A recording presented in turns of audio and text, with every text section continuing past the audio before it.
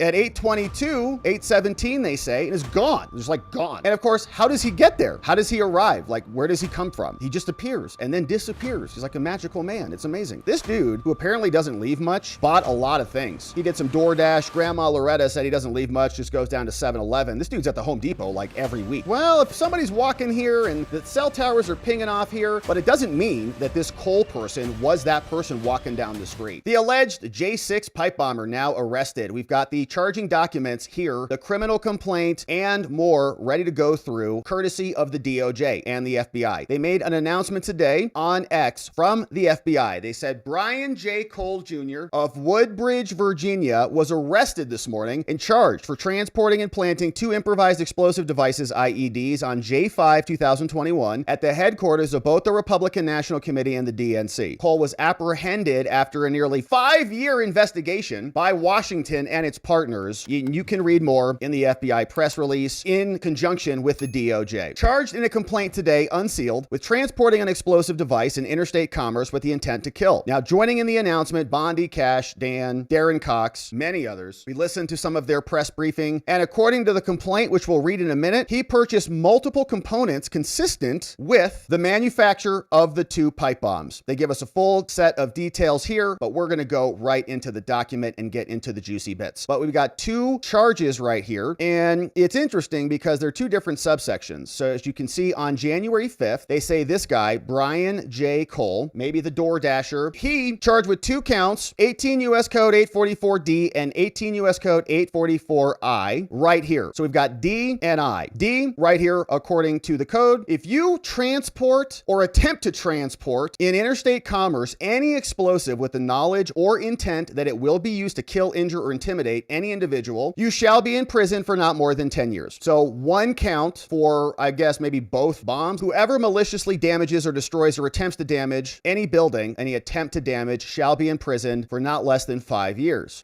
So there were 2 bombs. So I'm wondering why we don't have 1 count for each. Like 1 count would be for the transport, like for 1 bomb. 1 other bomb would be an attempted malicious destruction. So 1 bomb at the RNC, count 1. Attempted to destroy the RNC, count 2. Count 3, bomb at the DNC. Count 4, attempt to destroy the DNC, right? Transporting the bombs to the location. So we got 2 counts. I'm kind of wondering, we had 2 sets of bombs in 2 locations. So I'm not sure why they didn't charge them with for both of those or articulate that more clearly, but let's see what the affidavit has to say. The case has been signed off on by judge from India, Biden's judge from India, Upadhyay, I think is how you say it. And in addition to that, the affidavit. So here we get into the meat and potatoes of the charges. Filed here in court, 12/3/2025 in the case against the alleged pipe bomber, Brian Cole. Says, I am a special agent with the FBI, and I have been so employed since 2009. Again, this FBI agent is saying this is the dude, so we don't know who he is. I'm sworn in here and deposed, and maybe he's an amazing FBI agent, or maybe not. I'm a special agent with the FBI, been around since 2009. I'm an investigative officer. I'm empowered to conduct investigations. I've got extensive training. During my employment, I've done a bunch of things, terrorism and domestic and international. These investigations have given me experience in preparing court orders, in search warrant applications. I've done a lot of interviews. I've debriefed informants. I've done a lot. Now, this affidavit is being submitted in support of a criminal complaint alleging Brian J. Cole Jr. has transported in interstate commerce an explosive with knowledge or intent that it will be used to kill, injure, or intimidate any individual or damage or destroy any property. 844D. So an explosive. So I guess they're going to bundle up the 2 bombs into an explosive, and has maliciously damaged and destroyed and attempted to damage and destroy the RNC and the DNC in violation of 18 U.S. Code. So they're lumping them into one. Now, the affidavit is based on my personal knowledge, information provided to me and others, and more. And so this is not everything, only what I think is necessary for probable cause right now. So in other words, once we get this going, then we're going to go raid his house, execute the warrant, get all of his cell phone data, gobble up all the text messages, get a DNA sample, and cross-reference all of the information. They write, background. We discovered the pipe bombs on January 6th at approximately 1 p.m. on January 6th, right at the perfect time to distract the cops away from the Capitol. Multiple law enforcement agencies got reports of an IED in the vicinity of the RNC, 1 p.m. At 1:15 on the same day, a second IED was reported just a few blocks away in the vicinity of the DNC. This is an FBI agent submitting this affidavit. The RNC and the DNC are national organizations. They engage in activities on a national level on behalf of their respective political parties, including getting money, soliciting donations. Each organization is used in interstate commerce. They've got money coming in from all over the country. Now, the hazardous devices section of the U.S. Capitol responded, and they performed a render-safe procedure on both devices.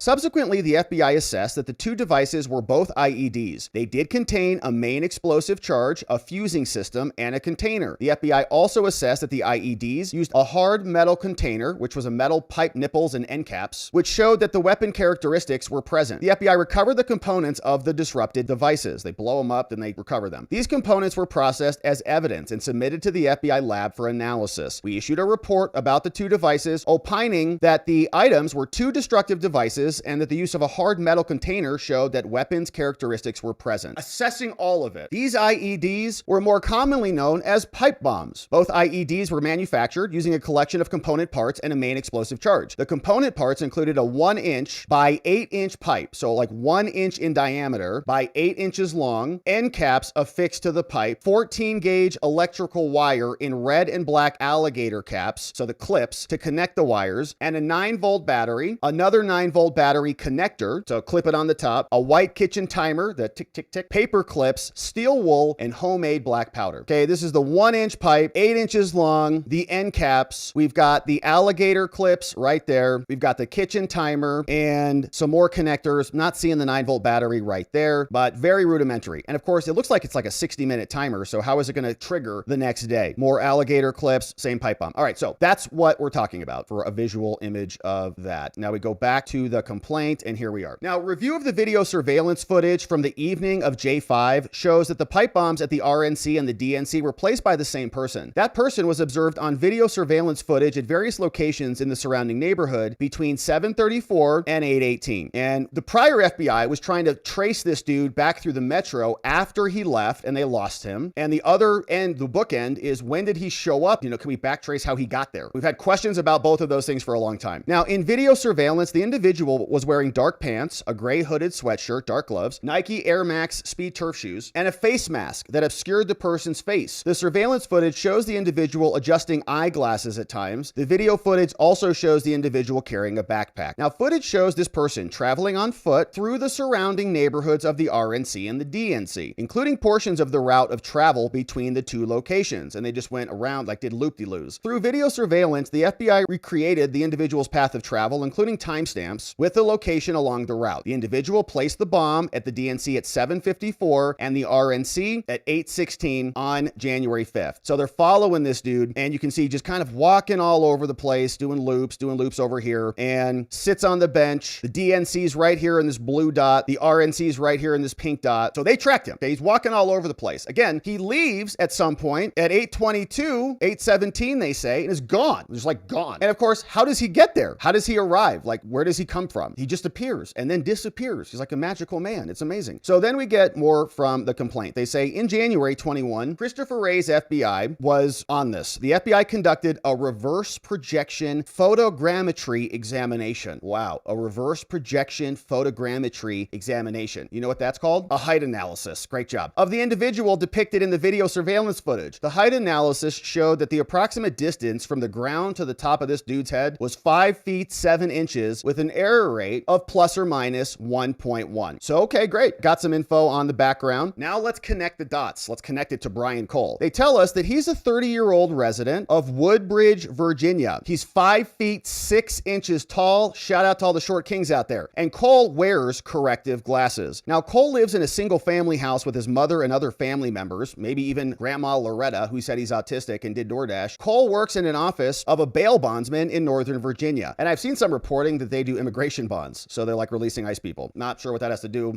as a motive, but maybe it does. We'll see. Now, here's the purchase. They say the FBI has identified 1 bank checking account and 6 credit cards, aka the accounts that were used by Cole. The FBI obtained records for the checking account and 3 credit cards for the time period between 2018 and 2021. And so again, this guy's 30 right now, but about 4 years ago, he's probably 25, 26 if he's 30 now. And so he's already got 6 credit cards racked up on his name. 3 additional credit cards were obtained for the time periods between 18 and 25. So a guy has like 9 credit cards. The FBI reviewed the transaction history for all of these accounts. During 19 and 20, so about a full year or maybe 2 years, like is it during all of 2019 and during all of 2020? So 2 full years, Cole purchased multiple items consistent with the the components that were used to manufacture the pipe bombs. So consistent with is similar to, okay? In other words, confirming that he bought the items that were the pipe bombs. He bought similar items that are consistent with the same item. So Cole used the accounts to purchase these items from physical retail locations in Northern Virginia, as described in more detail below. Here's the background. Both pipe bombs were manufactured using galvanized pipe. Product labeling here says Cole purchased a total of 6 galvanized pipes of this size and shape on or about June 1, June 8th, and November 16, 2020. The purchases were made at 2 different Home Depot locations. According to the pipe manufacturer, approximately 26,000 of these were sold in 2020. Over 22,000 of these were sold at Home Depot. So 3 different days, he goes in, buys some galvanized pipe. Both pipes were manufactured using end caps, which were used to close the ends of the 8-inch pipe. Yeah, it's a cap, just close it off. The pipe bombs placed outside the RNC, they contained a mix of both black and galvanized end pipes. The end caps had markings consistent with the pipe manufacturer's product labeling. He purchased a total of 12 black end caps and 2 galvanized end caps from the 4 different Home Depots in Northern Virginia. So separate dates. So like the whole timeline would be interesting to assemble. So June 1, June 8th, he goes back, October 22nd, March 10th, June 20th, July 8th, and November 16th. This dude's buying a bunch of these. Did they recover them? Like, did they find all of these at his home? According to the pipe manufacturer, approximately 233,000 of these, huge numbers, were distributed in 2020, and 179,000 of those were over in Home Depot. So lots of people can have end caps. Now, both pipe bombs were manufactured using a 9-volt battery connector with attached red and black wires. The 9-volt battery connectors using the pipe bombs had identifying information on the black and red insulated wires that were consistent with those distributed in North America. There's a company called 9-Volt Distributor. Cole purchased 5 of those 9-volt battery connectors from Micro Center in November and December 2019. Okay, January 6th was 2021. So those are old, including cash purchases made during the December transaction. Fewer than 8,000, that's a smaller number than 225,000, of those 9-volt battery connectors were distributed between 17 and 21. So not a lot. Both pipe bombs were also manufactured using a white kitchen-style timer. He purchased 2 of those from Walmart. He buys 2, they find 2, right? On June 3rd, he bought those in 2020. Now, both pipe bombs used a mix of 14-gauge red and black electrical wire. He purchased 14-gauge electrical wire in red and black on May 23rd and October 2019. Again, 2 years really before, a year and a half before. And again, on September 7th, October 7th, and November 2020. His purchases of the red and black wire were also made from 1 Home Depot and 1 Lowe's, again in Northern Virginia. Both pipe bombs were packed with steel wool. He purchased steel wool from Home Depot in Northern Virginia on or about December 4, 2020. Now, in addition to purchasing these components used to make the bomb, he also purchased equipment that would facilitate the manufacturing of the bomb. He bought safety glasses in 2020, a wire stripping tool on November 14, 2020, getting closer and closer to the J6 date. Wire nuts, which you use to join the wires together, November 14th. Sandpaper, November 21. A machinist's file, a tool for shaping and smoothing metal parts, on or about November 21. Okay, this is now after the election. So now maybe you can see some motivation is happening. Okay, everybody's got a pair of safety glasses. If you got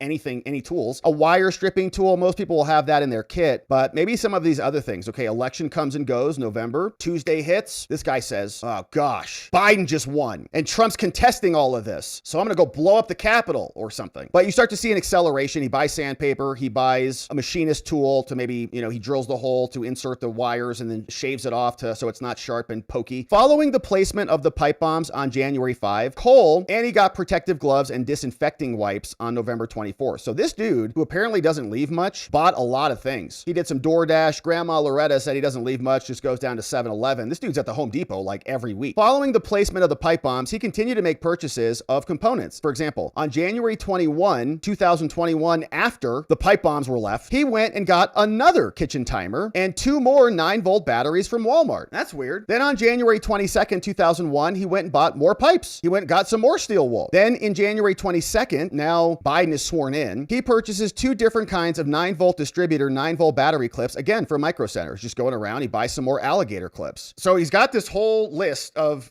all of the ingredients necessary he's bought. Now, since at least early January 5, Cole has also been the user of a specific telephone number associated with a cell phone. It's called the Cole cell phone. Now, this is interesting. The FBI obtained historical cell site records that were associated with cell towers located in the immediate vicinity of the RNC and the DNC for the relevant period on January 5th, which is weird because they told us that those records were corrupted. Historical cell site records associated with cell towers provides location data for cell telephones at specific points when the cell phone engages with the tower. These can include voice calls, text messages, other data. Transactions involving data usage can include a user's active use of the phone, navigating a web page, and during a passive use of the phone. So we've got active and passive, such as when an application on the phone refreshes data in the background. So, right, putting your defense attorney cap on, if you're a DoorDash driver and you're driving up and down Washington, D.C., your phone is going to ping the towers. Records obtained from the cell phone provider that provides service to Cole,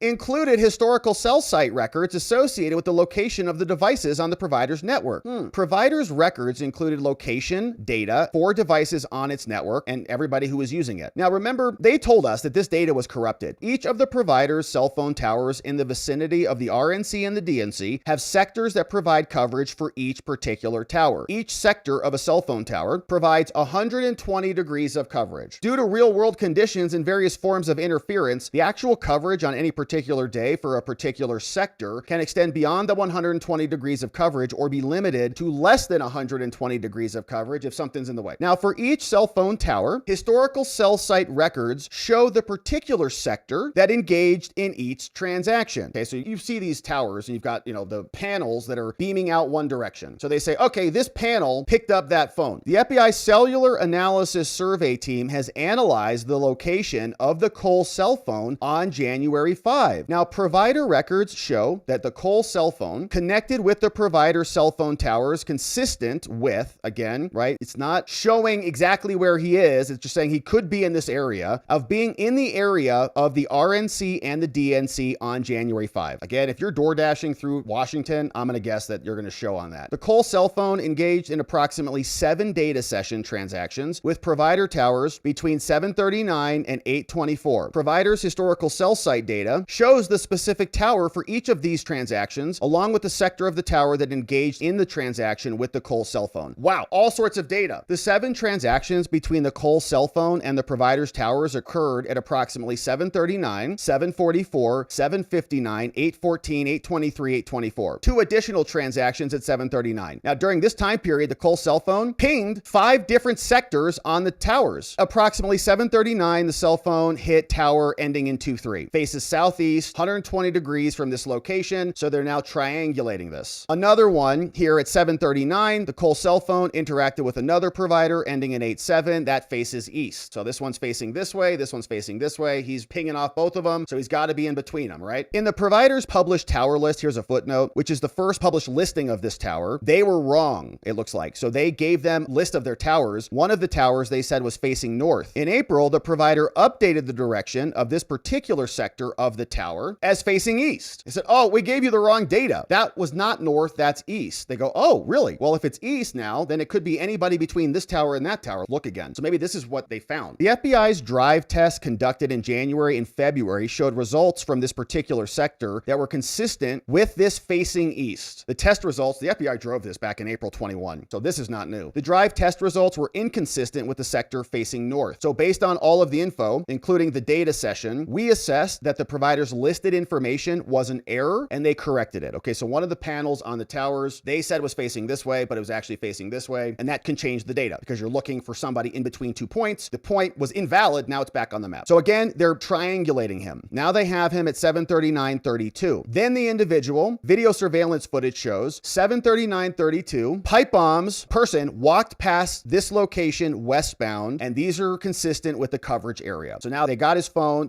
pinging it off all the towers. Same thing here. 7:44, interacted with sector B, ending in 87. Video surveillance footage shows that approximately 7:44, the individual who placed the pipe bombs walked east on Ivy Street, also consistent in this area. 7:59, same thing. Boom, Cole's cell phone pings off a tower. Video surveillance footage shows that at the same time, right? So now they're kind of tracing both things in parallel. All right, what's happening with Cole? What's happening on the streets in the video footage? It's looking like they're kind of matching up. 7:59, we get another video, ding, place the pipe bomb bombs. He walks southbound, southeast. He's on East Street at that time. So somebody's walking, cell towers pinging as the person's walking. At approximately 8:14, the Cole cell phone interacted with provider ending in 111. That faces west. And again, matching video shows at 8:14, the person who placed the pipe bomb was walking right past that Capitol Hill Club and waving to the cops. Remember that one? Right past the Capitol Hill Club. So again, the pinging matches the video. At 8:23 and 8:24, same thing. 600 Pennsylvania Avenue, pings off the tower there. See him walking down at 8:18, 1/2 mile east of the last recorded location. The last recorded location is consistent with Sector E. So both things happening in parallel, and they're following the dude down the line. Now, Cole is the registered owner of a Nissan Sentra. Let's pause there and let's take a look at this document, which we had pulled up before and talked about previously here. It's a letter from Ron Johnson. And remember, as soon as Trump came in, Ron Johnson and many congressional and Senate people were demanding answers on the pipe bomber. And they sent a new memo in over to the acting director Driscoll before Kash Patel came in. Remember this? This was back February 3rd. And Ron Johnson said, hey, we've been investigating a lot of this. You know, in the course of our investigation, the FBI, apparently you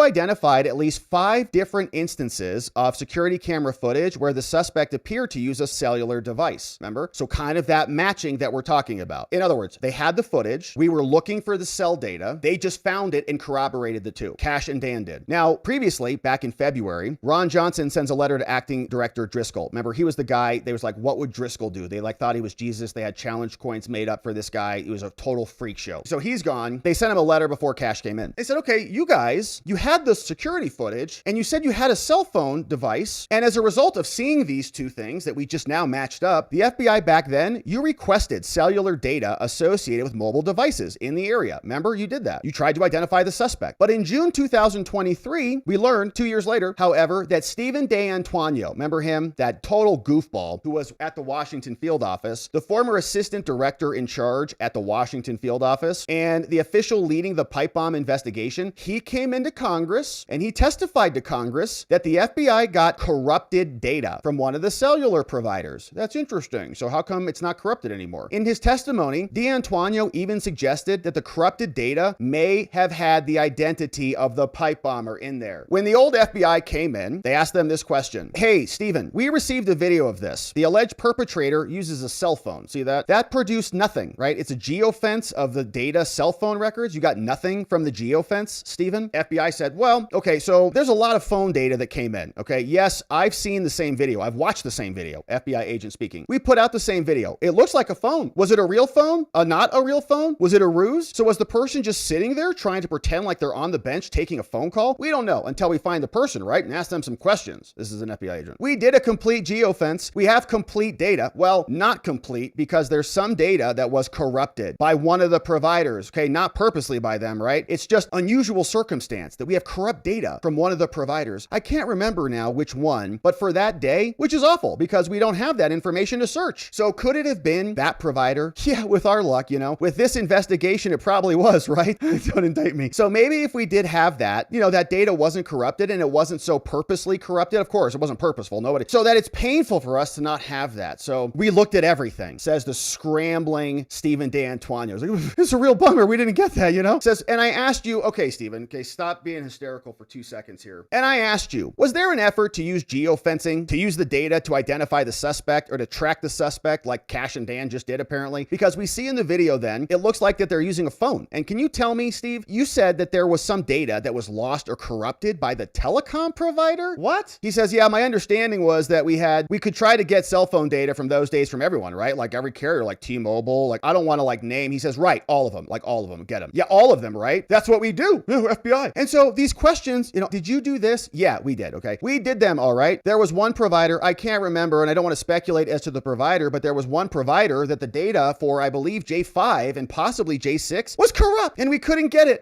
Okay, that's really convenient. What was your reaction when they told you that you can't get the data because it's corrupt? What was your thought, FBI agent Steve, who's running the whole office? Here's what this guy says. Oh, what my response? Oh, great. You know, that's wonderful, right? That's like, it really screws everything up, right? Because he can't even speak. You hope to have all the data, right? As an investigator, you want all the data. But things happen in investigations. This has happened before with bank statements or bank account information or corrupted data or email servers, whatever. You know, things happen, right? And it's just like, oh, Jesus, you know? No, it's not like that, okay? It's not like you just throw your hands up up in the air because your ice cream scoop fell off the cone. Okay, it's a bigger deal. Oh, well. Yeah. So according to the January 2nd House report, the Committee on House Administration sent letters to all the major cell carriers to verify his testimony. And they responded and they said, yeah, no, we just screwed it up. Sorry. To confirm what happened in response to this, all three major carriers reportedly indicated that they neither provided corrupted data to the FBI nor received any notification from the FBI of any issues accessing the data. So on October 16th, the House subcommittee sent a letter to the FBI. Hey, did you guys receive corrupt data from one of the companies? And what did the FBI do in response? According to the report, the FBI never responded to the letter. Yeah, because they didn't want to find this dude for whatever reason. So they sent the letter. Please respond back over here to us once you get some more information. But now, apparently, they have the data. So the Cole data is now back in possession of the FBI. So, okay. Now here is how it wraps up. The FBI has analyzed Cole's purchase history associated with the accounts. So like 9 credit card accounts and a bunch of purchases between January 18 and 21. Cole made a total of 5 purchases within the DC area: January 13th, January 16th, October 31st, 19, December 5, and December 14th. So this dude was plotting this pipe bomb all the way back in 2018. He was rounding up and buying equipment. Approximately 3 weeks before the pipe bombs were placed, on or about December 14th, Cole made a purchase at a restaurant also located in Washington near 1st and D Street. So like he knew the area. The restaurant is located across the street from the entrance to the Rumsey Court. And so in conclusion, for all the reasons, we think that there was probable cause here on J5, Cole placed the pipe bombs outside of the RNC and the DNC in violation of U.S. law. I declare under penalty of perjury, this information provided above is true and correct to the best of my knowledge, respectfully submitted by the FBI. And so that's it. And it's pretty dang light. I mean, to be honest with you, all that they're doing is connecting a cell phone to him, and the cell phone could have been in anybody's hands. I mean, it didn't have to be in his hands. Anybody else could have had that cell phone. He could have been door dashing, driving through the area. The fact that he had dinner at a restaurant nearby is not enough. So it's a cell phone that's,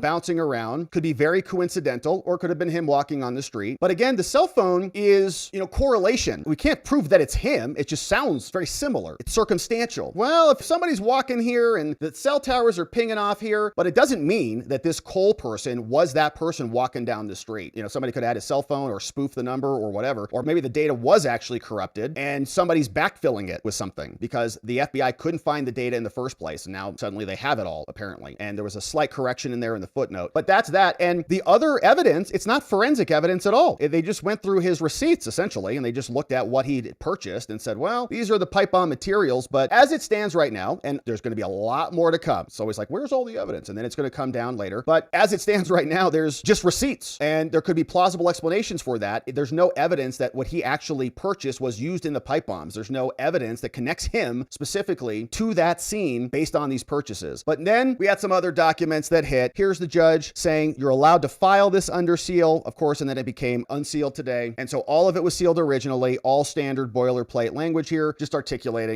that once he's charged, we're going to unseal all of this, which they have, of course, done. This was what the government submitted in their motion. So in order to get this sealed, once again, Jocelyn Ballantine, okay, she's the same prosecutor over from California who prosecuted the Proud Boys, and she submitted this one in saying the United States of America now wants to seal this case. We have the right to do it, and here's what happened. On December 3rd, the government applied, that was yesterday, for an arrest warrant in this matter. The arrest warrant details and the facts support probable cause that Brian J. Cole Jr. committed 2 crimes in D.C. The warrant references evidence gathered in the course of the investigation. The disclosure of all of this evidence in the affidavit compromise the integrity of this investigation and prevent us from arresting this dude. So the government has also applied for an omnibus search warrant for items believed to be in his possession. Like, we're going to comb through everything. Premature of a disclosure of this arrest warrant would lead to the destruction of the evidence, and so we need to have it all sealed. Now, there was a presumption of access to court proceedings, but since we're executing a warrant, we need to keep this under seal. A limited sealing will ensure that we can conduct our arrest without tipping him off. Then it can become public later. So in addition, we also moved the government to be permitted to disclose the arrest warrant to certain people if we need to extradite him or move him from, Virginia back up here. The court officials, and others, we ask for permission to communicate. The government also respectfully requests the arrest warrant be automatically unsealed when he's taken into custody so that we can read it on a live stream, which we have now done. So all signed and sent in by Jocelyn Ballantine, and Judge Janine Pirro is keeping her in her office, even though she prosecuted the Proud Boys for whatever reason. So we'll keep our eye on her and on that